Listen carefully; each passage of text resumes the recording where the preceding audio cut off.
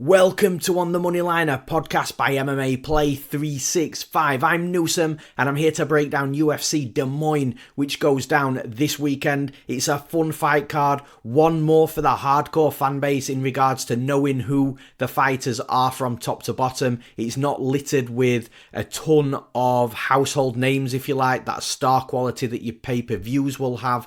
But I promise you, for those that do know who these fighters are, there's a lot of fun matchups. And for the casual fans tuning in, get to know these fighters, because it's these types of cards that produce the stars of the future in the UFC. And at some point in the next 3, 4, 5 years, you'll be watching a pay-per-view with a fighter on it, maybe for a title fight, maybe it's a number one contender fight, but you'll be watching a high-level UFC fight and you'll think back to one of these cards, one of these types of cards, and think, I remember that fighter, I've watched that fighter from day one in the UFC, and you'll get that sense of enjoyment knowing that you followed a fighter on their journey. So again, tune in on Saturday night, get into the action, and there's a lot of fun fights from top to bottom that will absolutely deliver on the night for you. Now, before I get into the breakdown, as always, if you're wanting to jump into that action this weekend, then make sure you do so at MMAplay365.com.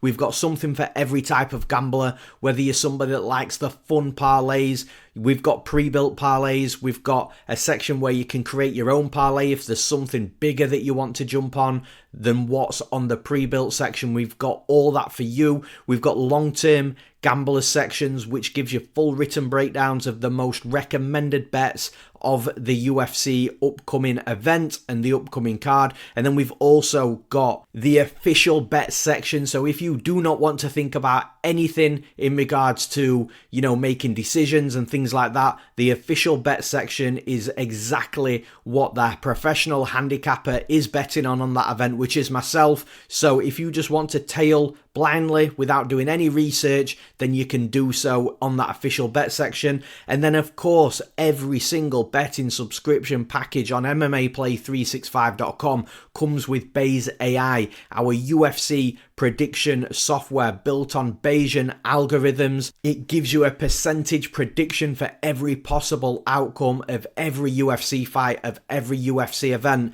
That's a win and a loss percentage. That's method of victory. So the likelihood, the percentage probability likelihood of either fighter winning by knockout, submission and decision. And then we go even further into the rounds as well. Each fighter knockout round 1, 2, 3, obviously 4 and 5 for main events and title fights. And then submission round 1, 2 and 3. And then the same principles for 4 and 5 as well. A percentage prediction for every possible outcome. We don't separate that from our normal handicapper betting advice. You get both in every subscription package. You just got to choose whether you want just one event, whether you want to pay monthly, or whether you want to take advantage of our annual subscription, which is our best value package. That's all at MMAplay365.com. And with the introduction out the way, with the promotion out the way, let's get breaking down some fights. And as always, we start in that main event. We've got Cory Sandhagen versus Deiveson Figueiredo, 5 rounds in the bantamweight division. And I think that it's a good main event. I think it's going to be fireworks in regards to action, pressure, volume of strikes. I do think it's going to be an entertaining fight, but when I looked at the betting line and I saw Cory Sandhagen as like a minus 500 favourite, initially I thought, well, okay, there's definitely nothing you can do with that line if you like the Cory Sandhagen side. But I did wonder, look, is it a little bit too wide? Deiveson Figueiredo, I know he's like 37, maybe 38 now, or maybe 36. He's in and around the late 30s. And in the bantamweight division, that is quite, getting up there in age, shall we say. So I understand that Deiveson Figueiredo is, towards the back end of the 30s, but he's still a dangerous fighter. He's still a fighter that's got a ton of skill, a ton of power, good wrestling, good grappling. He's still a world-class fighter even at his age. Like, sometimes you do just have to pass it off as age is just a number.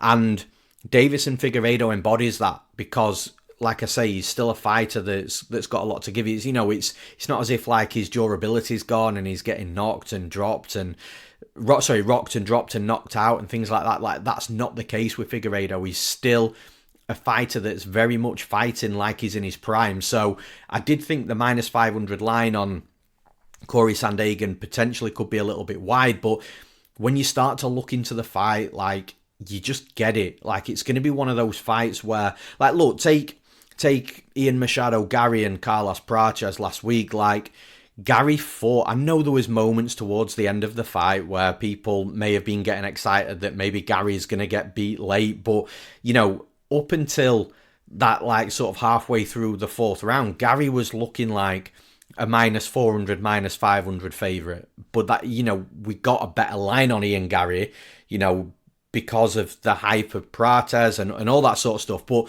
what I'm saying is, I kind of feel like Cory Sandhagen is, you know, we've not got him at that early line because the bookies understand that the type of fight that's going to play out is going to be similar to the type of domination and control that Gary had in his main event last week, if you like. So with Cory Sandhagen, I just feel that, you know, it's going to be Figueiredo that's going to have to work the harder in the fight, because Sandhagen's going to have a 5-6 inch height advantage, reach advantage. He's really tall and long for the division, and Figueiredo on the other hand is one of the smaller fighters in the division. You know, he came up from flyweight initially due to him just being, you know, very stocky from a build perspective, and, you know, being in bantamweight just gives him less of a weight cut so he can focus on the other aspects of his game. And I completely agreed with the move up in weight, but, you know, from a physicality perspective in this fight, Figueiredo is going to be shorter. He's going to be a height disadvantage, reach disadvantage. That's both arm and leg reach as well. And probably a range disadvantage as well, because for Figueiredo to really be successful in this fight, he's got to be the one that's closing the distance and putting it on Sandhagen, trying to pressure him constantly. But remember, we're not at the apex here. We are on the road in the US, so the bigger cage is going to be used, more room for Sandhagen to move around the cage, and his movement and his speed is always been one of his better traits anyway. So I just feel that Figueiredo is going to have a hard time just finding Sandhagen in general, and because of that, Sandhagen will just be able to pop him out at range. Long straight punches, straight jab, cross, 1-2s, you know, firing kicks at the legs from the outside, the body, the head. I just feel that Sandhagen's got a fighter here that, although skilled, sometimes the skill is completely negated when it comes to being at this much of a disadvantage from a physicality perspective, with the physical traits like the height, the reach, the range. And I just feel that Figueiredo's going to have a real tough time closing the distance consistently enough to be able to land a ton of volume on Sandhagen, who's typically known for being quite evasive, quite elusive, good with his footwork and his speed and his movement and getting himself out of danger. But then Sandhagen's a really tricky fighter to deal with from an offensive perspective. He'll switch stances, fire attacks from awkward angles. It's just going to be a tough one for Figueiredo, I think. I think for Figueiredo, one of the other paths to victory that he would try and exploit here would be to try and get Sandhagen down. But you look at the Umar Nurmagomedov fight, you know, Sandhagen, his defensive wrestling's good, his defensive grappling's good as well. So I just don't think that is actually a path to victory for Figueiredo. I think for Figueiredo to beat Sandhagen here, he'd either have to take him down and keep him down, which I don't think is going to happen, and do that consistently, which again I don't think is going to happen, or out-volume him on the feet, land some hard strikes. Even if he's, even if Sandhagen's outlanded him like 20, 30 strikes plus, I think that's 20, 30 strikes more than Figueiredo, not 20, 30 strikes in the entire fight. I still think Figueiredo might have half a chance of winning a decision if he's the one landing the hard shots. But again, I just think he's going to have such a hard time finding Sandhagen to be able to do that regularly throughout the fight. I think it's a good stylistic fight for Sandhagen. I understand why he's a minus 500 favourite, just because I just think that the fight's going to play out that way. I think he'll cover that betting line. So for those reasons, I'm picking Cory Sandhagen to win this fight. And in the next fight, in the co-main event, I kind of wish this was a featured co-main event, if I'm being honest, because I'd have loved to have seen both of these fighters go 5 rounds to see how it plays out. But we've got Reinier de Ridder versus Bo Nickal. Now, this is going to be a clear wrestler versus grappler type of fight, and I kind of feel like the breakdown's going to be similar to the one that I gave last week with Aliskerov and Muniz. Because essentially what you've got is your Bo Nickal side is your Aliskerov side. High-level wrestler, going to be very difficult to take down, but has got some grappling to go with his wrestling as well. It's not as if he's a fish out of water once the fight hits the mat. And on the feet, he's not the most technical striker, but he can land, he's got power, and he can hurt you. And that pretty much summed up Aliskerov from last week. And then Derrida on the other side is your Muniz. Like, yeah, Derrida can strike, but again, the striking probably is more lent towards being the aim to get the fight, well, to close the distance and get the fight down to the mat, where he's a world-class grappler. So for Reinier Derrida to win this fight, just like I said with Muniz, I feel like he's got to get Bo Nickal down, get the wrestler on his back, and then Reinier Derrida will have a ton of success on top of Bo Nickal. But the issue is getting Bo Nickal down to the mat. Now, there's always that chance that Bo Nickal, throws a hard kick and slips, or gets a kick caught and, ends up on his back, and then Derrida just jumps on the opportunity of the misfortune of Bo Nickal. But again, when we're looking at breaking fights down, we've got to look at how likely certain aspects are of happening, and I just feel like that's a low percentage outcome. And when you're looking to break down the fight, I'm looking at this as, look, Bo Nickal has got to mind his P's and Q's, but the wrestling is where he's super strong, and I'm just not sure that Reinier Derrida is going to be able to get him down. But whilst closing the distance, while Derrida's trying to close the distance and get a hold of Nickal, I think Nickal's going to be landing some hard shots on him. Again, not super technical, but he looks like he hits like a brick. So, I feel that Derrida's going to be getting hit trying to close the distance. But then if Bo Nickal was to take Reinier Derrida down, I just think he would be okay on top of Derrida. Again, he would have to mind his P's and Q's down there because you are in Derrida's world. But I think Bo Nickal on top, his topside grappling is good enough to be able to make sure that Derrida isn't throwing up arm bars and triangles and catching him and getting him in these close submission attempts, or sweeping, reversing position and getting on top of Nickal. I think Nickal's good enough to be able to prevent those things from happening. So again, I'm just looking at this from the simplistic view of this is Reinier Derrida to win this fight. In my opinion, he's got to get Bo Nickal down on the mat, and he's got to be able to do some good work on top of him. And I'm just not sure that happens at all because of the high-level wrestler that Bo Nickal is. He'll be able to prevent that takedown and then be able to decide where he wants to take the fight. And that's going to be the biggest aspect, in my opinion, with this co-main event. So for those reasons, I'm picking Bo Nickal to win this fight. And in the next fight, I really like this matchmaking. We've got Santiago Ponzinibbio versus Daniel Rodriguez. Now, the reason why I really like the matchmaking is because we've got two fighters here that are both declined and or are still declining. And again, there's no disrespect there. This is what happens in this sport.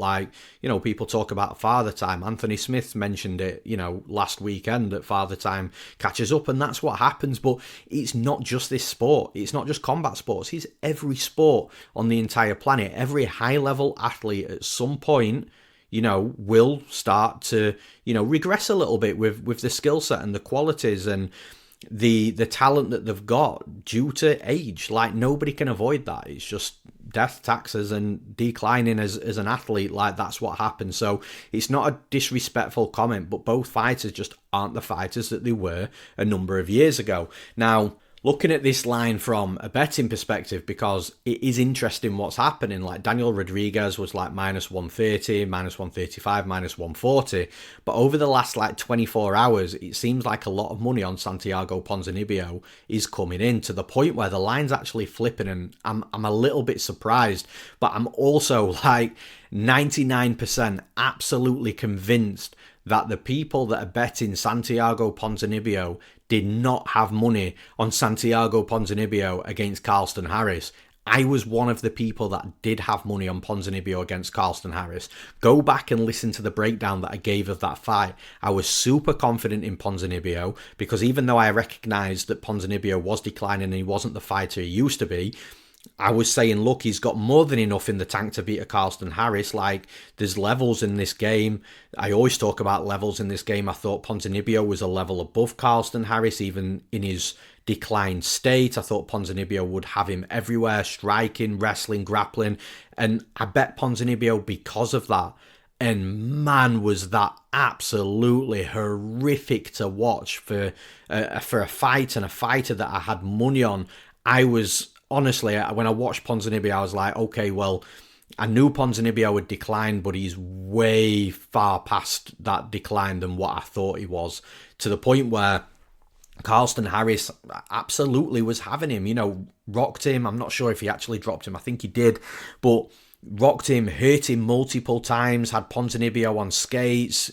Ponzinibbio looked absolutely horrific in the early moments of that fight. Harris was, looking like the better technical striker, which Harris isn't a very technical striker. Like, he's an awkward striker and an efficient striker, but not super technical. And he's predominantly a grappler as well. So the fact that Carlston Harris was having his way with Ponzinibbio striking, I was super shocked. Like, I was so confident that Ponzinibbio just had the UFC had given Ponzinibbio a really good fight for him to flourish and look great. And it completely was not that at all.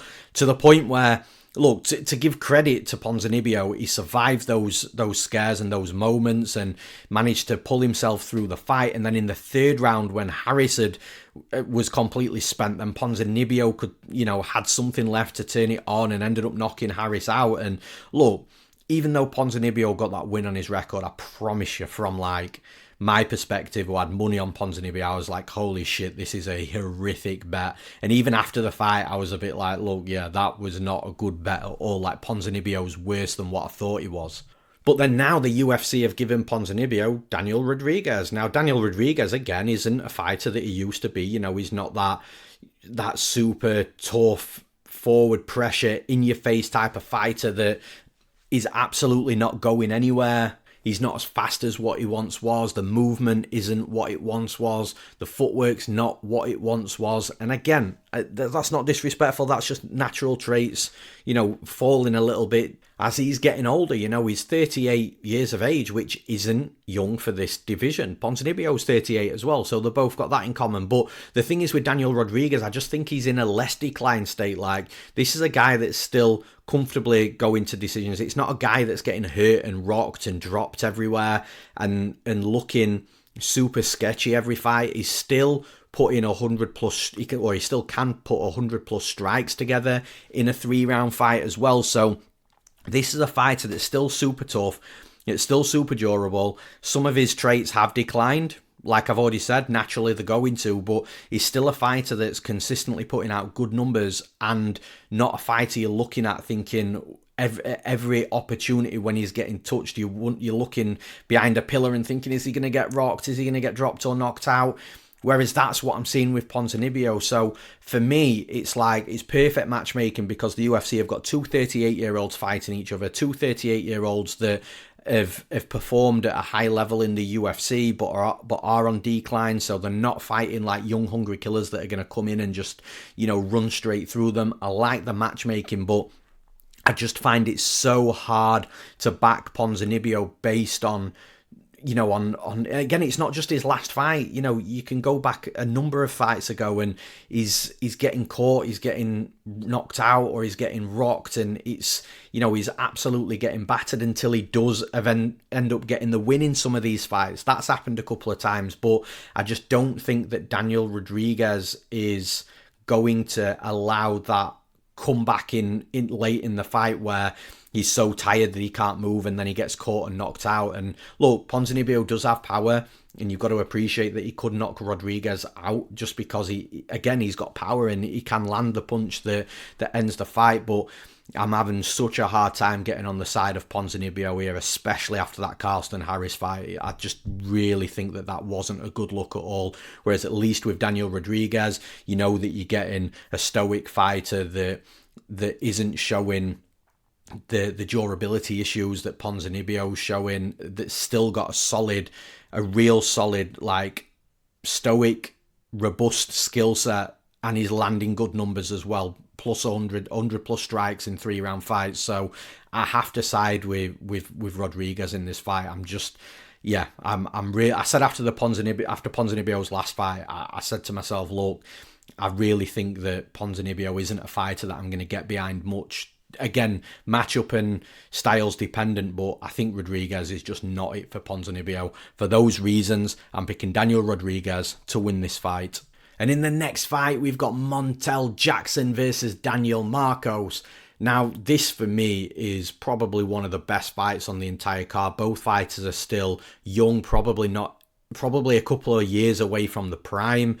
And they're both highly skilled athletes. And yeah, look, for me, again, great matchmaking. The UFC clearly want to find out which is the better prospect. You've got Montel Jackson, who, when he came to the UFC, look, with Montel Jackson, I kind of feel like people aren't valuing him that highly in general because he hasn't really lived up to, the comments that some people have made about him, the hype that was on him when he first came to the UFC. Like, people were so high on Montel Jackson and, saying that he's the next John Jones and that he's got all the skill set and the capability to do or to go similar to what John Jones has done. And, the comparison was made because Montel Jackson is long, he's very athletic, he's got power, he's got a good skill set. So I genuinely understand why those comparisons were made to John Jones. It's just, it's not Montel Jackson's fault that it's not worked out for him, that he's on the path of John Jones and he's not a champion already in the UFC.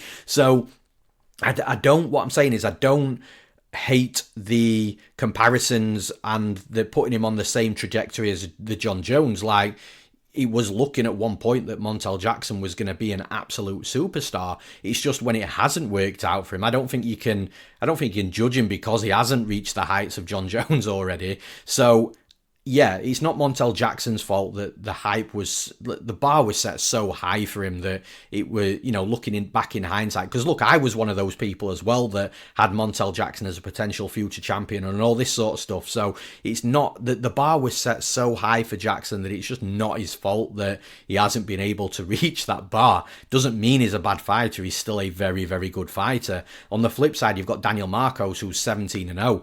What a record to have in the UFC, being 17-0. And he's beaten some good fighters as well, including like your Davy Grant, who is one of those rugged veterans that is a fighter that will stop people going to that next level. And look, like I say, I feel like it's a real high-level fight. Montel Jackson here has got advantages in regards to physical traits. So again, the height, the reach, the range, I think is on the side of Jackson. Of course, remember Jackson has got fists and hands bigger than Francis Ngannou. You're probably going to hear that a few times this week, I'd imagine.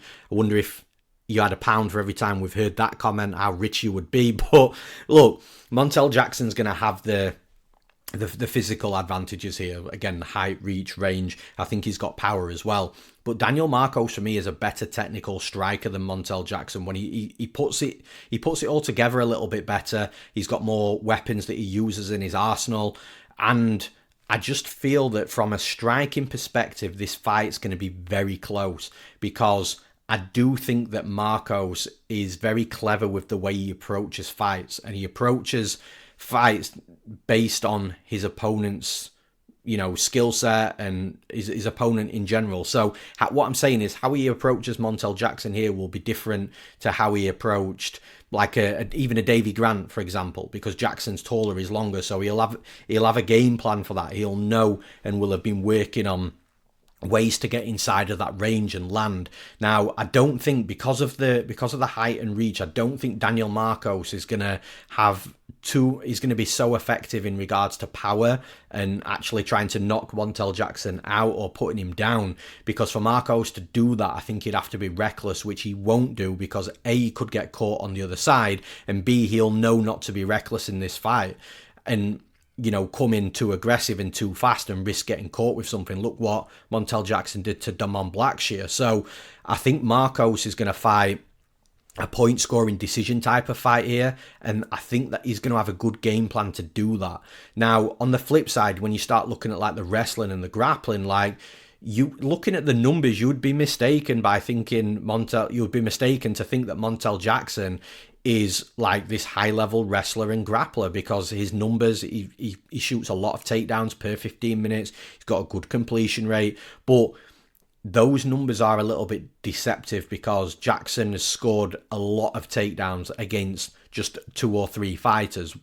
You know, he had 11 against Felipe Colares, for example, who's also no longer in the UFC. So, you know, he took Colares down 11 times, which again is going to impact the overall numbers. But I don't think that Jackson's going to have too much success in regards to trying to wrestle Marco. I'm not sure if he even is going to wrestle Marcos. I've got a feeling it's just going to play out on the feet.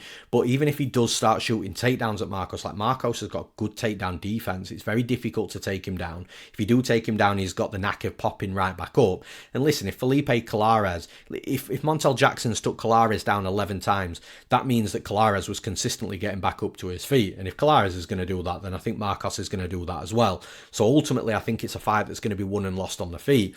And I just think it's going to be super close because, like I say, I think that Jackson's going to have the physicality advantages, as I've already said a couple of times, height, reach, range. I also think Jackson's going to have the power advantage in this fight as well. So they're his advantages. But I think Marcos is going to have a fight IQ advantage. I think he's going to have a technical striking advantage. I think speed and movement wise, I think he's going to be fast enough to, because Montel Jackson's quite fast as well. I think Marcos is going to be able to have enough to match Jackson, so Jackson isn't getting too ahead of himself in regards to speed and movement and having, you know, that wicked advantage as well on the feet. I just think it's going to be a super close fight that's going to be back and forth. I could see a situation where all 3 rounds, you know, if it was to go to a decision, I could see a scenario where all 3 rounds are just 50-50 rounds and we've got no idea who has won the fight. I could see a situation, again, if it goes to a decision where Jackson's took 1 round, Marcos has took 1 round, definitely. And then, there's a round within the 3 that's a 50-50 round. And again, we don't know who's won the fight. I think it's going to be a super close, super competitive. Very surprised to see Marcos at around plus 170, plus 175. I feel like, you know, at least from my side, that this fight should be a pick'em, because I genuinely think that Marcos is that good that he's going to be super competitive with Jackson. I don't think Jackson's going to have his way with Marcos and whitewash him or anything like that. And then the other side to this is Marcos tends to go very close, 2 very close decisions, like split decision type of fights. He's done that a number of times in the UFC. So again, he's a fighter that will always fight close, whether that's fighting a good level opponent or an opponent that he shouldn't be going close with. You know, the spots where you want to be careful on Marcos is where he's like a minus 200 favourite, minus 250 favourite, where you think he's absolutely going to run through his opponent because he'll fight to that opponent's level and go close. But when he's plus 170, plus 175, well, I think he's going to go close again. He'll turn it up and he'll match the level of his opponent, which is Montel Jackson in front of him. I think it's a close and competitive fight. More often than not, you know, if you listen to these podcasts week in, week out, I will side with the fighter who's the underdog, because it is a betting podcast. When I'm making a straight pick and prediction, if I think it's a super close fight that probably should be a coin flip, I'm going to side from a straight pick and prediction perspective with the underdog. I'll do the same with that here. I'm picking Daniel Marcos to win this fight. And in the next fight, we've got Cameron Smotherman versus Serhiy Sidey. Now, talking about fighters going close to split decisions, we've got Serhiy Sidey here. Again, a fighter that fights to the level of his opponent. You know, when it's a better level opponent, that's great. He's fighting, you know, he's improving his skill set. He's showing that he belongs with the level above him. But unfortunately, on the flip side, when he's fighting a fighter that he should be running through because he's got that skill set and ability to fight up a level, you know, he doesn't. He comes, you know, he fights down a level and he fights again to his opponent's level and it goes close. So Sidey's one of these fighters that he's had a couple of controversial fights in the UFC already that have gone to decisions. You know, some people will think that the ones he won he should have lost and the ones he lost he should have won. And there's all these different opinions. But the fact is he does fight quite close. But I do think that Sidey's has got a good level of skill as a fighter. I think he's a well-rounded fighter. He can do it all. He can strike, wrestle, grapple. I don't think he's not a specialist. He's not like extra good in one specific discipline within MMA. He's just good everywhere. So that helps him in regards to, again, dealing with different types of opponents. Now, Cameron Smotherman, on the other hand, is a fighter that he's just come off a really good win against Jake Hadley. Now, I don't want to discredit the win. in any way, but I'm just calling it as I see it. I kind of feel like that was more Jake Hadley just having a completely off night than Cameron Smotherman being absolutely outstanding. And the reason I say that is, look, for a start, Hadley just didn't fight to his level and his skill set. In my opinion, he's better than what we saw that night. I know that for a fact. And I'm sure he would say the same as well if you asked him. But with Cameron Smotherman he wasn't like totally overwhelming Hadley. It was close, and it was a competitive fight. Every round was close, although Smotherman was edging it. But the thing is with Smotherman, the reason why I say that I don't think it was him like that took the fight from Hadley, really put it on him, is because you look at the strikes that he was landing, a lot of them were just one punch at a time, maybe 1-2 punches, and then back out of range, and then he's coming in again. The volume was quite low. What I would have liked to have seen from Smotherman is realising that Hadley was on a bad night and he was having success. He's just absolutely pouring it on him. And I understand why he didn't, because he was a big underdog in that fight. Probably thought to himself before the fight, well, this is a tough fight for this fight in the UFC. And once he started to realise, actually, I've probably got this, he probably did play it a little bit safe to get that good win on his record. And I completely understand it. You get double your pay, you get your win bonus as well as your show, and you get that big win in the UFC, and you can move on to the next level and be a little bit more comfortable. But still, even though I get that side, if Smotherman had poured it on Hadley, I think the result would have been exactly the same in regards to getting a win, but he'd have looked much better for it. It'd have improved it'd have really leveled up his stock. And I kind of feel like that's the reason why Sidey is a favourite in this fight, because on a general basis, if you're like a +2, 3, I can't remember what Smotherman was, but if you're like a +200, 300 underdog against a fighter like Jake Hadley, who is known, who is a solidified or was a solidified UFC fighter, and you beat that fighter and you beat them comfortably, suddenly you're not an underdog in your next fight against a fighter that's in and around your level. Sidey is in and around Smotherman's level, yet Smotherman's still the underdog again. And I think that speaks volumes, backs up what I said. Now, in regards to this fight, again, like, I'm going to be siding with Sidey here, because I just don't feel that Smotherman, I haven't seen it yet where Smotherman's really poured it on his opponent. He's a fighter that does fight quite safe. He's content to just land one punch at a time, 2 punches at the most. Whereas I think Sidey's just going to outwork Smotherman in this fight, even if it means being on the back foot for some significant time, because Smotherman's quite physically imposing and he can push his opponents back and get them on the back foot. But I think that Sidey's going to just outwork him. Quite simply. Even if he's on the back foot, I think he's just going to be landing more volume and doing the better quality work on the feet. And then if it gets into the wrestling and grappling, I don't think we're going to see a massive amount of like top control time where it's going to, start swaying the fight towards, right, well, this fight's won and lost on the top side grappling, the wrestling and the grappling. I do think it's a fight that is going to be won and lost because of the work that's happened on the feet. And like I said, I just think Sidey's going to be more active and just outwork Smotherman across, the 3 rounds. If there is a knockout, maybe it is on the side of Smotherman. Smotherman, again, it does look like he's got more power, even though Sidey's got knockouts himself. I just think Sidey's going to do the better body of work from a striking perspective, and that's going to be enough to get him over the line. So for those reasons, I'm picking Serhiy Sidey to win this fight. And in the next fight, this is a fight that absolutely nobody had on their bingo card. We've got Jeremy Stephens returning to the UFC versus Mason Jones returning to the UFC. What a fight this is. Like, this has got to be like the people's main event. It has to be the people's main event. This fight's just going to be absolutely insane. It's going to be fireworks. And that's purely down to just how both fighters fight. They both love to get in the face of their opponents. They love to be aggressive. They love to land combinations. They love to get hit 100 times. They love to hit their opponents 100 times. It's just going to be a crazy fight. Look, from Jeremy Stephens' perspective, since his last fight in the UFC was Gamrot, he got submitted by Gamrot.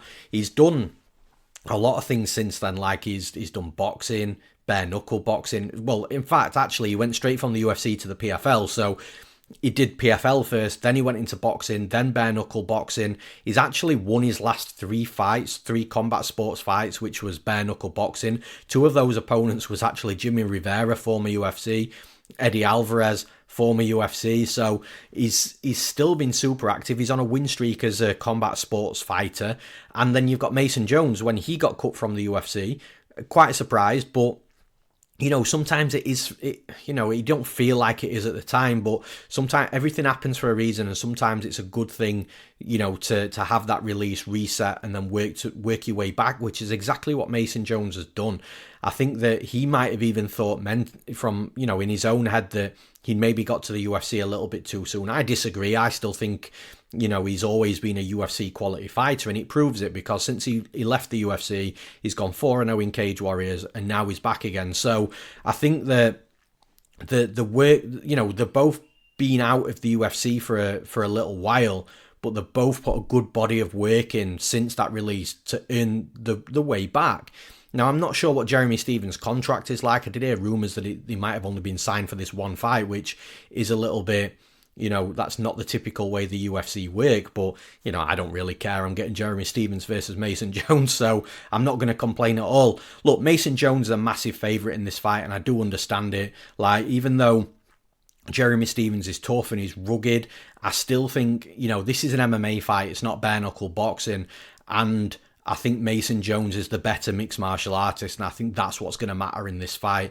I do think that Mason Jones is going to be liable to lose in this fight if he keeps it a 15-minute stand-up fight, because I do think Jeremy Stephens will tag him. Even in Cage Warriors, you've seen Mason Jones get in these wars, and I'm talking Cage Warriors in his last stint, the stint that he's just come out of.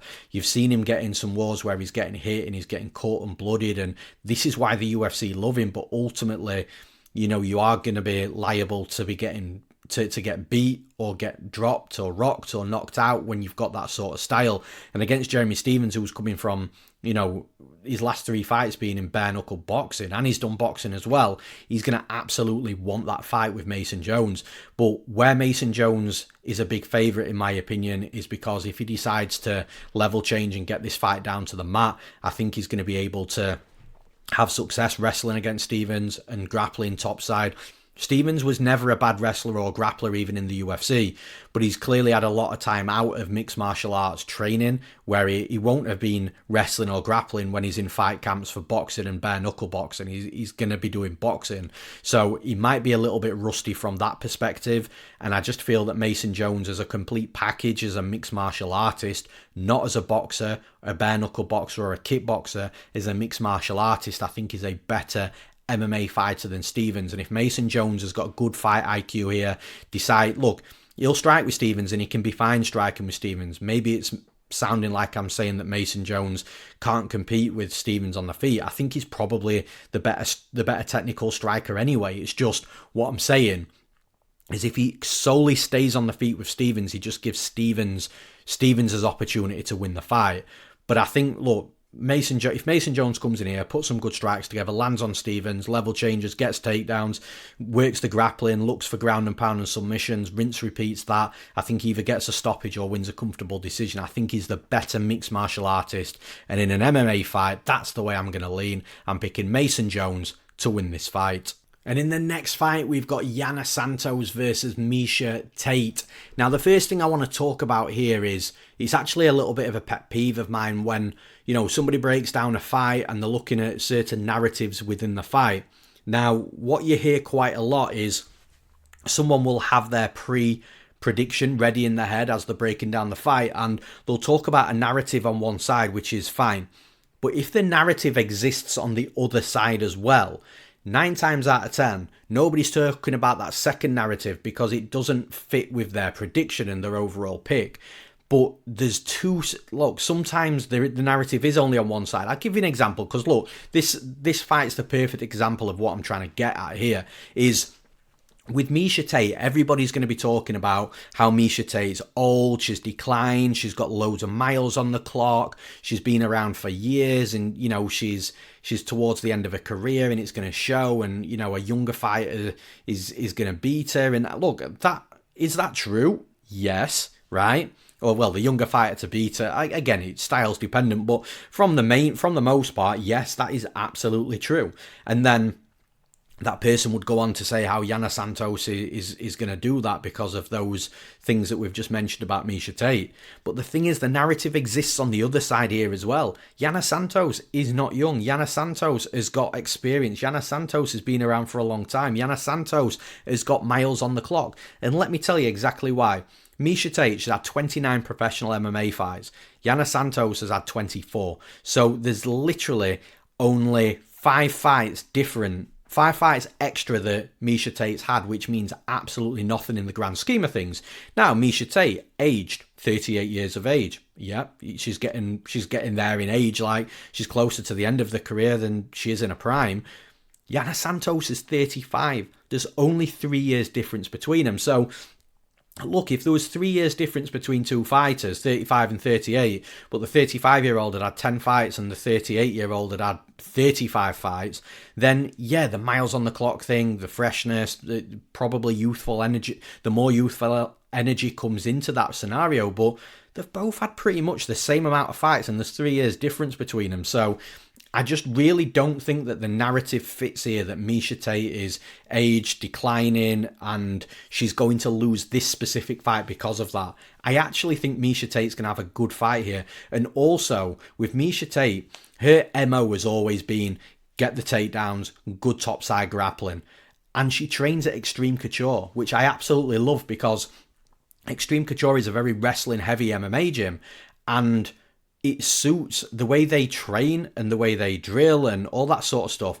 Their style suits Miesha Tate down to an absolute T. So you've got to ask yourself the question here, does Miesha Tate get takedowns in this fight? Because if she doesn't, it's not that she's going to lose, but it's going to be like super close, super competitive, and Santos might beat her in a striking fight. Miesha Tate can still strike. She can still be efficient. It's just, I would probably lean slightly towards a Yana Santos win if you're telling me this is going to be a 15-minute kickboxing fight inside the cage. But the thing is with Yana Santos, she can get taken down. She's been taken down multiple times by multiple fighters. And actually, when she gets taken down multiple times in a fight, she loses the fight. In every single one of her losses, she's been taken down in. The only one she hasn't been taken down in, the loss she hasn't been taken down in, was the Reinier Aldana fight where Aldana knocked her out early in round 1. So, and Aldana's predominantly a striker as well. So there's a pattern here that if Santos gets taken down multiple times, she loses. All the losses apart from that one knockout, she's been taken down in. And I think Miesha Tate is going to hit the MO in this fight. I think she's going to get the takedowns that she needs. And I think that she's going to... Look, I still think that even though a fighter is towards the end of the career and decline, you can still talk about levels in MMA. I still think Miesha Tate's a level above Yana Santos. I think she's going to... The bottom line is I think Tate's going to get the takedown she needs when she needs them in this fight, and that's going to be the difference maker. So for those reasons, I'm picking Miesha Tate to win this fight. And in the next fight, we've got Azamat Bekoev versus Ryan Loder. Now, I love this fight. It's very rare that we actually get former NCAA D1 wrestler versus Russian wrestler. We should get these matchups way more often than we do. I actually can't think of the last time we did, and I'm not saying it hasn't happened because we will have seen it a couple of times, but it definitely doesn't happen that often. So I'm really interested to see what happens in regards to the wrestling here, because look, Ryan Loder's a big underdog here at like plus 300, and I kind of feel he's going to be the better wrestler. But he might not be the stronger, more physical fighter, which might play into Bekoev. But then flipping the coin again, Bekoev, his cardio is very suspect when he's dragged late and made to work. So, look, on the flip side of that, we might see a situation where Loder struggles to wrestle early. Bekoev might get the better of the wrestling exchanges, but in making Bekoev work hard, Loder can then start slowly dragging himself into this fight, and then the takedowns start happening for him when Bekoev's tired and he can get on top and do some good work. But then again, flipping back to the other side, I think that Bekoev's got real knockout power. Loder isn't old, but he kind of looks like the type of fighter that, look, if Bekoev's going to land something, I think he could fold Loder, is the type of vibe that I'm getting. Like, Bekoev does have power. And he also has power with good ground and pound as well. But again, how likely is it Bekoev takes Ryan Loder down? Like, Loder's a real high-level wrestler. He's got more credentials than just being a former NCAA D1 wrestler. He's an all-American wrestler as well. And he's been a wrestling coach pretty much everywhere that he's landed in his life. Like, he's been a wrestling coach at universities, at colleges. He's a wrestling coach at Team Alpha Male now. And bear in mind, Team Alpha Male have got some really good wrestlers on those mats. So the fact that it's Loder that's the wrestling coach there then tells me that Loder's probably going to be the better wrestler in this fight. It's just like I say, maybe Bekoev's going to be more physical. Loder's a bit taller, a bit longer, but Bekoev's got that tank, that Russian tank type of physique. So I do think that, look, you can probably tell with the way I'm talking, like I'm quite conflicted here, because I can definitely see a scenario or a couple of scenarios for Bekoev. The first one being Bekoev comes in there, trades with Loder, lands on him, knocks him out. I could definitely see Bekoev going in there, shooting on Loder, taking him down while they're both fresh, but using strength and physicality to get the takedown, getting in a top position, landing some ground and pound. Loder eats a few shots he doesn't like, covers up, referee stops it, Bekoev wins. So I can definitely see that for Bekoev. But on the flip side, I could also see a scenario where Bekoev is shooting at Loder, but Loder's wrestling's that good that he's just staying safe defensively, making Bekoev work against the cage. Maybe Loder shoots in at Bekoev, doesn't take him down, puts Bekoev's back against the cage wall, chain wrestles, draining the gas tank of Bekoev. I could also see Loder, weathering a storm early on, not getting knocked out, the fight getting late into rounds 2 and 3, and Loder just completely takes over with Bekoev tired. Like we've seen Bekoev tired. Like I said it in his fight with Zach Reese, that the cardio's suspect, but we didn't see enough in that fight because it ended quite early of Bekoev having those cardio issues in the UFC. But from what I've seen in tape, they are there. So I can genuinely see a couple of paths, a couple of scenarios. The path to victory is awkward because they're both wrestlers. It's just I think Loder's the better wrestler. Bekoev's the better power puncher, but Bekoev's stronger, but Loder's got better cardio. So it's like the path to victory is hard to try and come up with something, conclusive. But in regards to scenarios, I can see this fight playing out in like 4 or 5 different scenarios. In each scenario, you could make with specific scenarios, you can make an argument for either fighter winning. I am really conflicted here. I don't think that Loder should be a plus 300 underdog. Like, look, if he's an underdog, fair enough. Like, if he's plus 150, okay, I get it. But like, plus 300... then, I don't think he should be that wide. Like I say, I can see scenarios where Loder wins this fight. So, again, you can probably feel I'm a little bit conflicted. I'm torn on either side. I think it could go either way. So, once again, I'm going to side with the fighter that's the big underdog that I don't think should be a big underdog. And for those reasons, I'm picking Ryan Loder to win this fight. And in the next fight, we've got Marina Rodriguez versus Gillian Robertson. Now, stylistically, this fight is horrific for Marina Rodriguez.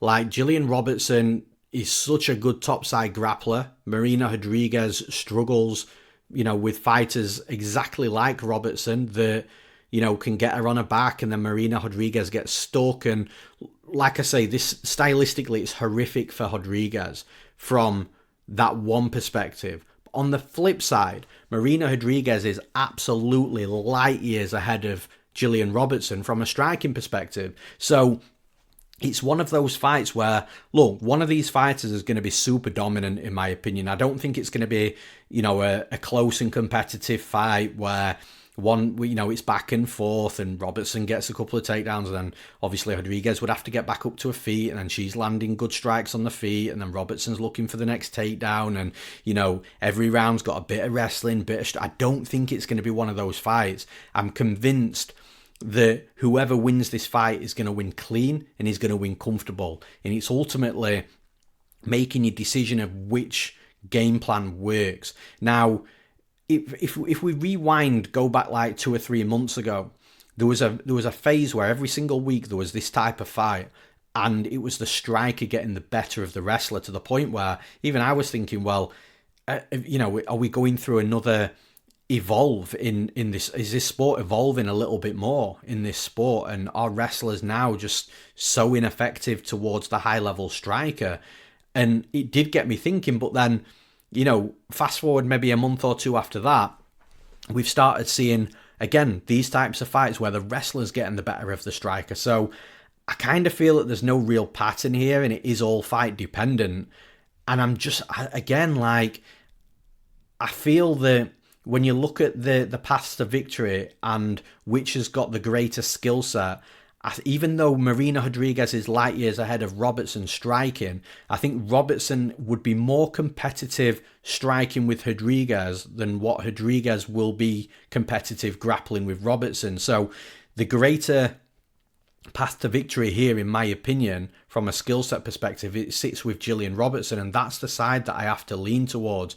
But it wouldn't shock me, because the thing is with Robertson, she's not the most comfortable striker, and it looks like she doesn't have the confidence in the striking to be able to close that distance, again, with confidence and level change into a takedown. She sort of like crashes into the takedown, close the distance in a little bit of an ugly way, but she's efficient with what she does.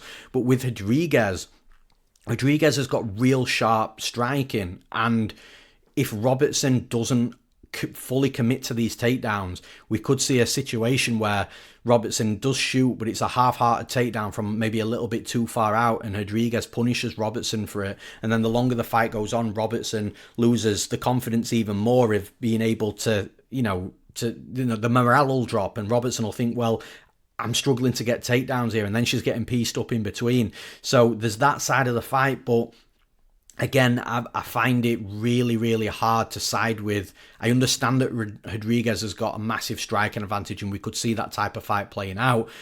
But I've got with Rodriguez, when she gets taken down, she just doesn't get back up. And I think Robertson is absolutely the blanket topside grappler that's going to crush Rodriguez on the mat. And I just, like, when you ask yourself the questions, do you see takedowns in this fight? Because that's the bottom line of it. So if you said to me, Newsome, do you see takedowns in this fight? I do. I'd see takedowns in this fight, and for that reason, I can't look past Robertson. So for those reasons, I'm picking Gillian Robertson to win this fight. And in the next fight, we've got Gaston Bolanos versus Quang Le. Now, Gaston Bolanos had a really good fight last time out against Cortavius Romius, although I kind of feel that, some wins and some losses can age well and age badly. I don't think that win against Cortavius Romius has actually aged that well for Bolanos. And again, I don't want to, discredit the win. It was a good fight. Like, it's just at the time, Bolanos, I think I bet Bolanos at like plus 170 maybe. If I can't remember the exact number, but I bet Bolanos at a decent number. And I think for that reason, everyone was super impressed. Bolanos was the underdog. Cortavius Romius was, the new kid on the block that's super entertaining, super exciting. And Bolanos did a really good job, and everyone was so high on Bolanos afterwards.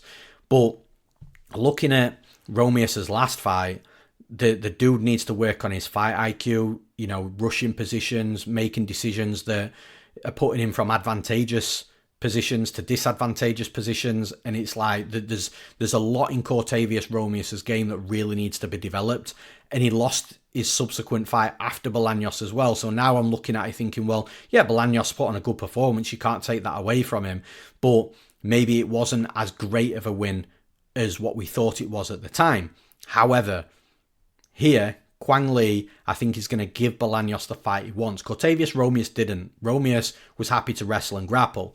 And Bolanos is a natural striker, a very, very good striker, a powerful striker.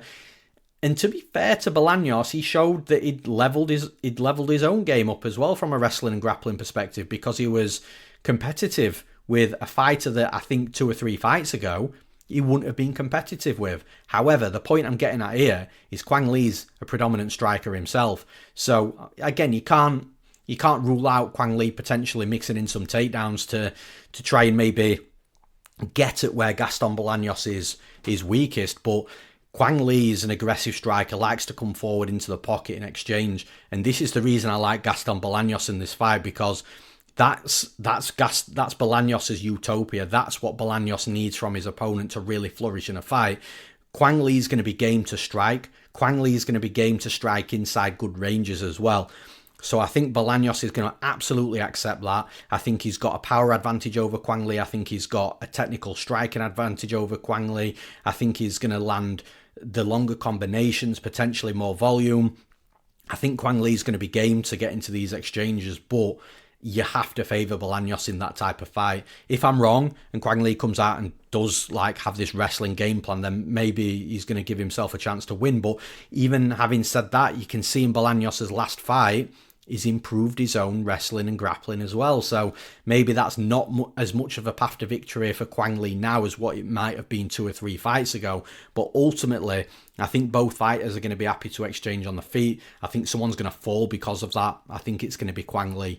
So for those reasons, I'm picking Gaston Bolanos to win this fight.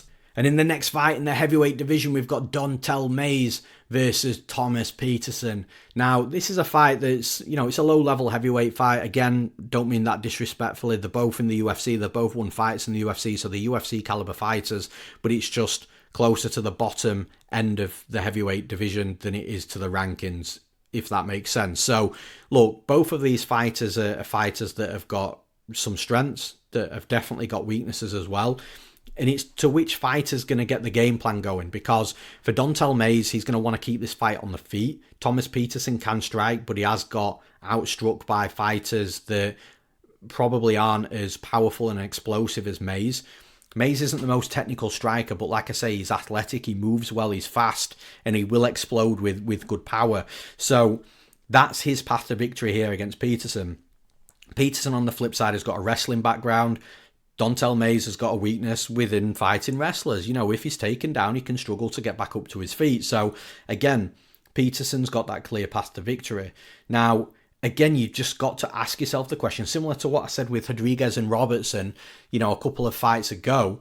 Like, do I see takedowns in this fight? If that's the question you're asking me, the answer is yes. I think Thomas Petersen is going to take Don'Tale Mayes down. Mayes has been taken down numerous times in numerous previous UFC fights. When he does get taken down, he can get back up to his feet sometimes, but for the most part, if he gets taken down, he struggles. And Petersen can lay heavy on top. Mayes is going to be a little bit more physical, in my opinion, a little bit bigger, a little bit stronger. So it might take Thomas Petersen a couple of takedowns to actually get them down. But if he's using real good wrestling technique, opposed to just trying to brute force Mayes, then I think Petersen's going to have success. I think, like I say, the bottom line is, do we see takedowns in this fight? And I think we do. And for that reason, I have to side with the wrestler, and especially when Mayes has had issues in numerous previous UFC fights when he's taken down of getting back up to his feet. It's just, does Mayes catch Petersen before Petersen gets the takedown? That's the big question, and that's it's the heavyweight division. It's always a possibility, but I'm siding on the side of Petersen to get the takedowns, and I do think that the gap in skill is biggest within that wrestling and grappling on the side of Petersen. So for those reasons, I'm picking Thomas Petersen to win this fight. And the final fight to break down, we've got Juliana Miller versus Ivana Petrovic. Now, Miller's an interesting fighter. She had a lot of hype on her at one point because she was a fighter that had this don't give a fuck type of attitude. We'll come forwards, we'll be super aggressive, we'll look to hurt you. And then if the fight hits the mat, she had this real tricky, awkward grappling game. And a lot of people took to her, myself included. I thought she was one of these fighters that is really entertaining to watch because she'll come and crash the pocket and land, be super aggressive, land a shitload of strikes in combinations, and then if the fight hits the mat, she's, got this quick scramble, like submission grappling game, and it's just really fun to watch. But the thing is, like, from a skill set perspective, like, that works against a certain level of opponent. When you start fighting in the UFC and the opponents are getting a little bit better, that type of game plan really stops working as efficiently as it did outside of the UFC. And that's where Miller came a little bit unstuck. Now, over on the other side, we've got Ivana Petrovic. Now, Ivana Petrovic is a fighter that I like a lot. I've watched her from the end of her amateur days into the professional. I've commentated on one of her fights on the UK regional scene as well. So she's a fighter that I've known a lot about, and a fighter that I genuinely think has got real talent. And you'll hear me say this on every single one of the fights that I break down for her. Like, it doesn't matter if she takes a loss in the UFC. It doesn't change my opinion of her that she's a talented fighter, because she's a good striker, really long. She'll switch up a combination. She'll switch stances as well. She's got decent wrestling, decent grappling. She's one of these fighters with a good all-round game that's good everywhere. Doesn't specifically shine in one specific area, but is very serviceable everywhere. And that type of fighter, I think, will have success eventually in the UFC. It might just need to be a situation where she develops and improves in those areas to then start putting her wins together in the UFC. But right now, Petrovic, because of that style, she does fight quite close, and these fights do go to close decisions. And again, it's one of these, is a favourite in this fight because that's what she is. You just got to be careful because it is likely going to go to a close decision. Like, I don't think she's going to finish Miller. I think if anybody finishes, I think Miller's more likely to finish Petrovic. But I do think overall the fight's more likely to go to a decision. And if it goes to a decision, there's going to be at least 1 or 2 rounds that are going to be super close. And if Miller's got one of the other rounds that's not close, then it makes it for a real sketchy split decision. And Petrovic might edge it on the split decision. But again, if it does go to a split, you probably do want to be on the side of the dog. I just don't know here. I think that I am going to pick Petrovic to win the fight. I do get that it could be close, but Petrovic to me just seems like a better MMA fighter. It's just the fight's got the possibility of being like a close split decision, but I do think Petrovic is the better MMA fighter, is probably, I wouldn't say slightly better everywhere, because I don't think she's like the better offensive grappler here, for example, but I think she's good enough defensively where Miller's strong offensively to be able to not nullify Miller. Like, Miller will have a success in this fight at some points, but I just think from the grand scheme of things, Petrovic is just a better MMA fighter, and that's the way I am slightly leaning. So for those reasons, I'm picking Ivana Petrovic to win this fight. And that's all for this episode of the podcast. Once again, thank you for everybody listening, tuning in, whether that's on YouTube, whether that's on one of our podcast platforms, Spotify, Amazon Music, Apple Podcasts, wherever it is that you get your podcasts, we are or should be there. If we're not, then let me know where we're not. But yeah, thank you for everybody tuning in. Remember, if you want a conversation, if you want to tell me who you're betting on, who you're confident in, who you're not confident in, where we disagree, whatever it might be, then come over to our YouTube channel, which is youtube.com/MMA Play 365. It is myself that replies to the comments, so drop a comment on the video. Let's have a conversation. Super helpful for our algorithms as well on YouTube to have that back and forth, so I always do appreciate it. And of course, if you are on YouTube and you haven't subscribed to the channel, please hit subscribe. Again, really helps the channel. It's free to do, doesn't cost you a penny, and you get email notifications every Monday, or it's been a long time since it's been a Tuesday, but you'll get email notifications every time we publish a breakdown video as well. So again, please hit that subscribe button. And one last time, if you are wanting to jump into the action this weekend, then make sure you do so at MMAplay365.com. We've got something for every type of gambler. All of our subscriptions are super affordable as well. It's just $5 for one event, it's $10 a month, or $99 for the entire year, which has got so much value behind that annual subscription. Our ethos here at MMA Play 365 is to make sure that our subscription packages don't cost you too much, because we need you to make that money back that you spend with us as quick as possible so you can start profiting on top of your bets. If we made our yearly subscription package, for example, $400-500, then that is going to take some of you guys with a lower bankroll much longer to make that money back before you can start, enjoying the profit on top of your bet. So that's the ethos about what we do and where we set the prices. Make sure you check that out. Everything you could possibly need is on MMAplay365.com. I'm Newsome. Thanks for listening. I'll see you again next week.